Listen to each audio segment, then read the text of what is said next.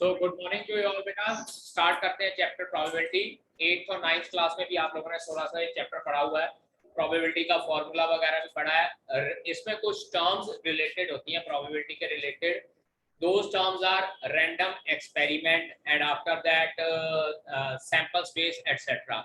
Random experiment हमारे पास क्या होता है कि जब भी हम लोग कोई इवेंट कोई हैपन होता है तो यहाँ किसी इवेंट के अकॉर्डिंगली हम लोग कोई एक्सपेरिमेंट करते हैं, that is known as random experiment. और उस रैंडम एक्सपेरिमेंट के साथ हमारे पास एक कोई ना कोई सैंपल स्पेस जरूर एसोसिएटेड होता है। अब सैंपल स्पेस की बात करें तो सैंपल स्पेस क्या होता है बेटा? सैंपल स्पेस लिख लीजिए definition, it is the collection of all possible outcome. It is the collection of all possible outcomes. किसी भी एक्सपेरिमेंट के रिलेटेड जितनी भी पॉसिबल आउटकम्स हो सकती हैं उसके कलेक्शन को क्या बोला जाता है? सैंपल स्पेस बोला जाता है। ठीक है जी। अब सैंपल स्पेस के अकॉर्डिंगली अगर बात करें तो हमारे पास डिफरेंट टाइप्स ऑफ एक्सपेरिमेंट हो सकते हैं। डिफरेंट टाइप्स ऑफ एक्सपेरिमेंट क्या होते हैं? अ कॉइन इज टॉस्ड, उसके बाद टू कॉइन्स आर टॉस्ड, या टू कॉइन्स की बजाय a coin is tossed twice. इसी तरह से थ्री कॉइन्स आर टॉस्ड या a coin is tossed thrice, four coins are tossed etcetera. तो अब उसके अकॉर्डिंगली हम लोगों ने सैंपल स्पेस किस तरह से बनाना होता है कि हम लोगों ने ये सोचना होता है कि जो आपका एक्सपेरिमेंट हुआ है या जो इवेंट हुआ है उसके अकॉर्डिंगली टोटल पॉसिबल आउटकम्स क्या हो सकती हैं, और उन टोटल पॉसिबल आउटकम्स को हम अगर एक ब्रैकेट में या सेट की फॉर्म में लिख लें, that is known as sample space. अब यहाँ पे देखिए, let us suppose a coin is tossed. A coin is tossed, एक कॉइन को टॉस किया जाता है तो बेटा आउटकम कौन कौन सी हो सकती है? यहाँ हेड आएगा या टेल आएगा। जैसे आमतौर पे हम लोग जब कोई मैच खेलते हैं, क्रिकेट मैच खेलते हैं, तो दो टीमें टॉस करती हैं कि which team will bat first etcetera. ठीक है, तो ये हमारे पास कॉइन का टॉस करने का मतलब क्या होता है कि हमारे पास 50-50% चांसेस दोनों टीमों के होने चाहिए, या तो हेड आ सकता है या टेल आ सकता है। इसी तरह से अगर हम लोग कहें कि two coins are tossed, two coins are tossed, या बेटा इसको ये कहा जा सकता a coin is tossed twice, a coin is tossed twice. अगर एक ही कॉइन को दो बार अगर हम लोग टॉस करते हैं या दो कॉइन टॉस करते हैं, then what can be the sample space? इसका सैंपल स्पेस बेटा इस तरह से लिख सकते हैं हम लोग, H H H T T H या टी टी। इसका मतलब होता है, लेट अस सपोज कि हम लोग दो कॉइन टॉस कर रहे हैं, तो दो कॉइन टॉस करते हैं तो पहला केस हम लोग ये कंसीडर कर सकते हैं कि मान लीजिए दोनों कॉइन पे हमारे पास हेड आ गया। ठीक है, अब उसके बाद ये भी हो सकता है कि या पहले कॉइन पे हेड आ गया दूसरे कॉइन पे टेल आ जाए, या ये हो सकता है कि पहले कॉइन पे टेल आ जाए दूसरे कॉइन पे हेड आ जाए, या ये हो सकता है कि दोनों कॉइन्स पे आपके पास टेल आ जाए। अब अगर मैं ये बार बार कह रहा हूँ कि टू कॉइन्स आर टॉस्ड या a coin is tossed twice, दोनों केसेस सेम होते हैं। अब ये दोनों केसेस सेम किस तरह से हो सकता है? मैं इसको इस तरह से कंसीडर कर लेता हूँ कि जब एक कॉइन को दो बार टॉस किया, पहली बार हेड आ गया दूसरी बार भी हेड आ गया, पहली बार हेड आ गया दूसरी बार टेल आ गया, या पहली बार टेल आ गया दूसरी बार हेड आ गया, या दोनों बार मेरे पास टेल आ गया। तो इसका मतलब क्या है कि sample space a coin is tossed twice या both two coins are tossed, दोनों का सैंपल स्पेस हमारे पास सेम रहता है। अंडरस्टैंड? इसी तरह से हमारे पास आ जाता है three coins are tossed, three coins are tossed या a coin is tossed thrice, तो उसका अगर सैंपल स्पेस लिखना है बेटा, ये देखिए, three coins are tossed, three coins are tossed. इस केस में हमारे पास सैंपल क्या बनता है देखिएगा, हेड हेड हेड। ठीक है, उसके बाद हेड हेड टेल, या हेड टेल हेड, या टेल हेड हेड, या head tail tail, tail head tail, tail tail head, या फिर टेल टेल और टेल। अब यहाँ पे हमारे पास 8 एलिमेंट्स हो जाते हैं। एक कॉइन टॉस किया था सिर्फ 2 एलिमेंट, दो कॉइन टॉस किया हमारे पास 4 एलिमेंट, तीन कॉइन टॉस किए तो हमारे पास 8 एलिमेंट आ गए हैं। अब इसको लिखने का तरीका क्या होता है बेटा? सबसे पहले हम लोग तीनों के तीनों हेड लिख देते हैं, उसके बाद दो हेड और एक टेल लिखते हैं, या एक हेड और दो टेल लिखते हैं, या तीनों टेल लिख देते हैं। अब यहाँ और यहाँ कोई प्रॉब्लम नहीं आती क्योंकि कोई सिचुएशन नहीं है, लेकिन यहाँ पर सिचुएशन इसको हम लोग इस तरह से कर सकते हैं, यहाँ पर टेल की पोजीशन मूव कर सकते हैं। यहाँ टेल 3rd नंबर पे है, टेल 2nd नंबर पे भी हो सकता है, यहाँ टेल 1st नंबर पे भी हो सकता है। इसी तरह से हेड की बात करें, हेड पहली पोजीशन पे है, हो सकता है हेड 2nd पोजीशन पे आ जाए, हो सकता है हेड 3rd पोजीशन पे आ जाए। तो इस तरह से 3 पॉइंट्स का सैंपल स्पेस हम लोग बना सकते हैं। सिमिलरली हमारे पास 4 कॉइन्स का सैंपल स्पेस हो जाता है। 4 कॉइन अगर टॉस की जाए, वैसे आपकी बुक में जो है वो 3 कॉइन्स तक का ही है, लेकिन कई बार क्या है कि क्वेश्चन बहुत इंपॉर्टेंट हो जाता है, 4 कॉइन्स का क्वेश्चन है। एक एक्स्ट्रा क्वेश्चन मैं आप लोगों को लिखवाऊंगा, करवाऊंगा इसके रिलेटेड। तो अगर 4 कॉइन्स का हम लोग सैंपल स्पेस बनाना चाहते हैं, फिर वो भी हम लोग इसी तरीके से करेंगे। मैं 4 कॉइन का इसलिए बनाना जा रहा हूँ, इसके बाद हम लोग एक जनरलाइजेशन करेंगे रूल की। यहाँ पर देखिए 4 कॉइन्स टॉस करते हैं तो चारों पे हेड आ गया, या 3 कॉइन पे हेड आ गया, 1 कॉइन पे टेल आ गया, 2 कॉइन पे हेड, 2 कॉइन पे टेल, 1 कॉइन पे हेड और 3 कॉइन पे टेल, या चारों के चारों कॉइन पे टेल आ गया। चारों हेड चारों टेल, कुछ नहीं करना, काम खत्म है। इसके बाद यहाँ पर हम लोग क्या है, टेल की पोजीशन मूव करना शुरू करते हैं। 3rd पोजीशन पे टेल आ जाए, या 2nd पोजीशन पे टेल आ जाए, या 1st पोजीशन पे टेल आ जाए। इसके बाद 1 हेड की बात करते हैं, 2nd पोजीशन पे हेड आ सकता है, उसके बाद 3rd पोजीशन पे हेड आ सकता है, उसके बाद लास्ट पोजीशन पे हेड आ सकता है। या अब बात करते हैं 2 हेड 2 टेल की, तो ये भी तो हो सकता है 2 टेल 2 हेड आ जाए, या हेड टेल हो जाए, या टेल हेड हो जाए, या टेल हेड टेल हो जाए, या हेड टेल हेड हो जाए। तो डिफरेंट केस बन सकते हैं। अब यहाँ पे देखिए 1 4 ये हो गए, 6 केस ये हो गए, 4 ये और 1 ये, 16 केस हो गए। अब जरा यहाँ पे देखिए, अगर 1 पॉइंट टॉस किया था, मेरे पास 2 अपॉर्चुनिटी थी या 2 चांसेस थे, 2 पॉइंट टॉस किए 4, 3 पॉइंट टॉस किए 8, 4 पॉइंट टॉस किए तो 16 आ रही हैं। अब यहाँ पे अगर आप लोग ये चेक करें कि जनरलाइजेशन अगर करना है, कि क्योंकि कई बार क्या होता है कि हम लोग सैंपल स्पेस में हम लोग को बार-बार सैंपल बनाना मुश्किल हो जाता है, तो अपने माइंड में, क्योंकि प्रोबेबिलिटी का फार्मूला होता है favourable outcome over total number of outcome, तो हम लोगों को पता होना चाहिए कि टोटल नंबर ऑफ आउटकम कितनी आई है किसी एक्सपेरिमेंट के अकॉर्डिंगली। तो उस केस में हम लोग कैसे लिखेंगे, सैंपल स्पेस के एलिमेंट्स जो है, सैंपल स्पेस के elements these directly related to the number of outcomes. Number of outcomes कितनी आ सकती हैं और उन नंबर ऑफ आउटकम्स के अकॉर्डिंगली एक्सपेरिमेंट कितनी बार हुआ है, यहां से हम लोगों को पता चल जाता है कि किसी सैंपल स्पेस के एलिमेंट कितने हैं। एक हिट एंड ट्रायल सा फॉर्मूला है, that is number of possibilities raise to power number of time, या रेज टू पावर n लिख लेते हैं। यहाँ पर n रिप्रेजेंट करता है कि कितनी बार कोई एक्सपेरिमेंट हुआ है। अब कॉइन की बात करें, कॉइन को मैं एक बार टॉस करता हूं तो इसका मतलब नंबर ऑफ पॉसिबिलिटीज कितनी होती है, कॉइन के ऊपर 2 पॉसिबिलिटीज होती हैं, और अगर एक बार किया तो ये 2 रेज़ टू पावर 1, कितना आंसर आ गया 2, ठीक है।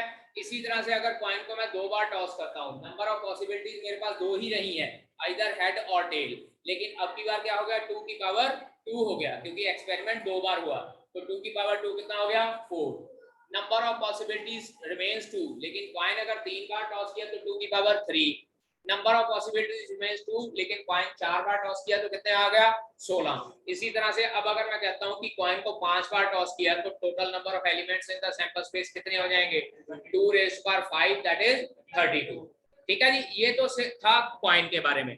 अब अगर बात करें हम लोग डाइस के बारे में, क्योंकि जनरली क्वेश्चन जो प्रोबेबिलिटी में पूछे जाते हैं 3 तरह से पूछे जाते हैं, एक होता है कॉइन के ऊपर बेस्ड, दूसरा क्वेश्चन होता है डाई के ऊपर बेस्ड, जो हम लोग लूडो वगैरह खेलते हैं ना डाइस, उसके डाइस के ऊपर बेस्ड, और थर्ड होता है हमारा प्लेइंग कार्ड्स के ऊपर बेस्ड। उसके बाद बाकी तो number of balls, red ball, black ball, white ball वगैरह के ऊपर बेस्ड होता है, लेकिन मेन 3 जो सैंपल स्पेस है इन्हीं चीजों के बनते हैं। अब अगर बात की जाए डाइस की, डाई की बात की जाए तो उसमें एलिमेंट्स कितने होते हैं, या 1 2 3 4 5 एंड 6, इसका मतलब कितनी पॉसिबिलिटीज होती हैं उसमें 6। अब अगर मैं कहता हूं कि एक बार डाइस फेंका नंबर ऑफ पॉसिबिलिटीज कितनी है 6, तो उसके सैंपल स्पेस के एलिमेंट कितने हो जाएंगे 6 raise to power 1 that is 6। अगर मैं कहता हूं डाइस को 2 बार फेंका या 2 डाइस फेंक दिए, नंबर ऑफ पॉसिबिलिटीज 6, तो n की वैल्यू कितनी होगी 2, तो 6 की पावर 2 कितना हो गया 36। तो इसका मतलब डाइस का जो 2 डाइस का सैंपल स्पेस है उसमें 36 एलिमेंट्स होंगे। और वो एलिमेंट्स किस तरह से होंगे देखिए 1, 1, 1, 2, 1, 3, 1, 4, 1, 5 एंड देन 1, 6। ये इसका मतलब क्या है कि जब 2 डाइस फेंके, पहली बार पहले डाइस पे 1 आ गया, दूसरे डाइस पे भी 1, पहले डाइस पे 1 आया, दूसरे डाइस पे 2, पहले डाइस पे 1, दूसरे डाइस पे 3, पहले डाइस पे 1, दूसरे डाइस पे 4 एंड सो ऑन। सिमिलरली ये भी हो सकता है कि पहले डाइस पे 2 आ जाए और दूसरे डाइस पे 1 एंड 2, 2 देन 2, 3, 2, 4, 2, 5, 2, 6 देन 3, 1, 3, 2, उसके बाद 3, 3, 3, 4, 3, 5 एंड देन 3, 6। इसके बाद कौन सी लाइन होगी 4 वाली, क्या हो जाएगा 4, 1, 4, 2, 4, 3, 4, 4, after that 4, 5 and then 4, 6, then 5, 1, 5, 2, 5, 3, 5, 4, 5, 5, last one is 5, 6 और उसके बाद 6, 1, 6, 2, 6, 3, 6, 4, 6, 5 and 6, 6। अब यहां से आप लोग चेक कर सकते हैं कि ये पूरे 36 बने हैं। 1, 2, 3, 4, 5, 6, 1, 2, 3, 4, 5, 6, 6, 6 36। अब इसमें बेटा एक चीज होती है कि जब दो डाइस फेंके जाते हैं एक टर्म यूज होती है डबलेट। डबलेट का मीनिंग होता है same number on the 2 dice and same number on the 2 dice is this one.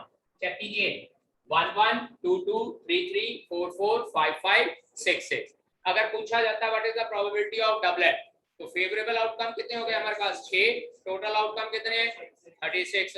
So answer will come out to be 6/36 that is 1/6। कुछ इस तरह से हम लोग आंसर निकालते हैं। अब वहां पे बार-बार हम लोगों ने ये नहीं करना है कि सारे का सारा सैंपल स्पेस बार-बार लिख रहे हैं।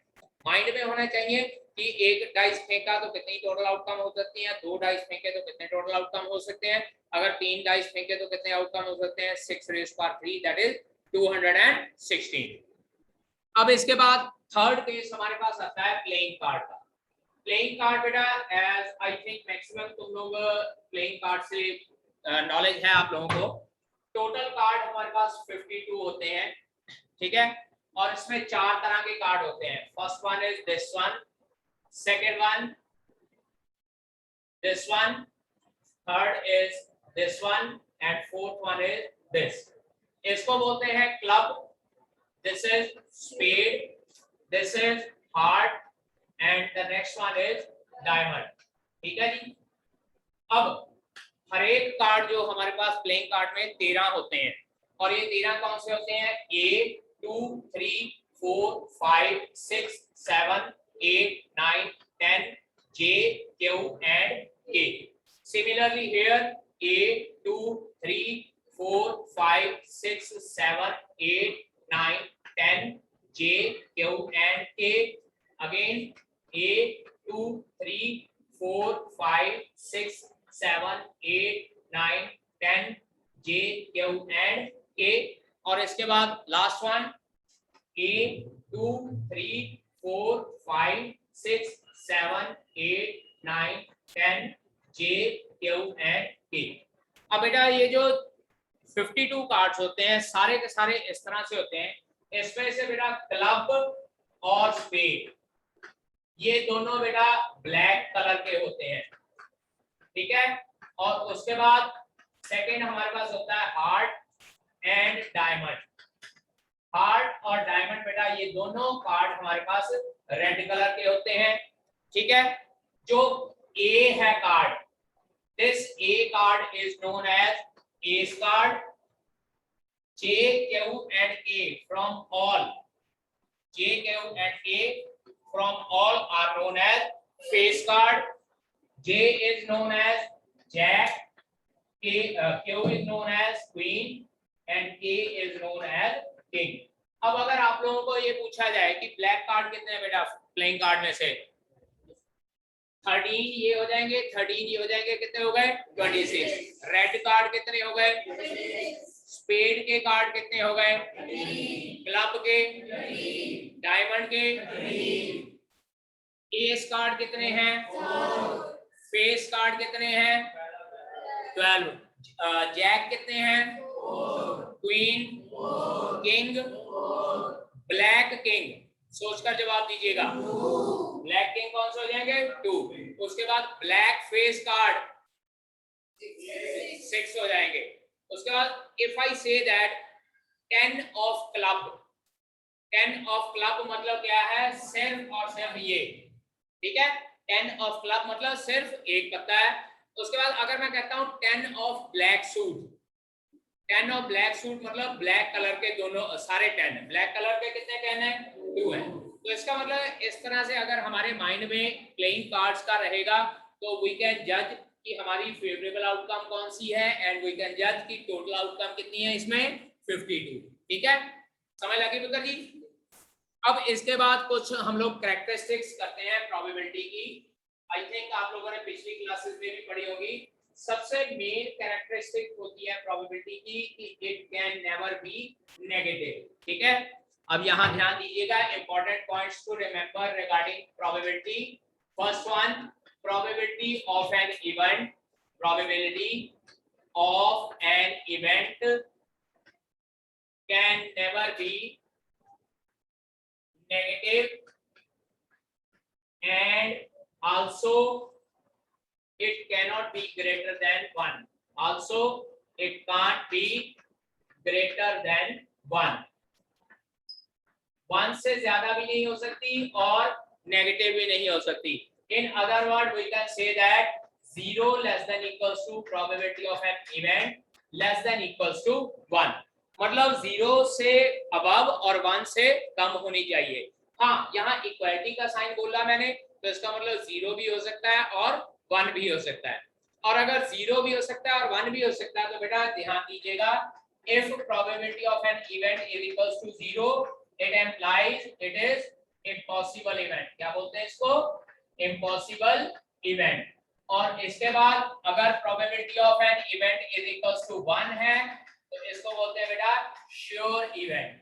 एग्जांपल देता हूं एक, we throw a dice,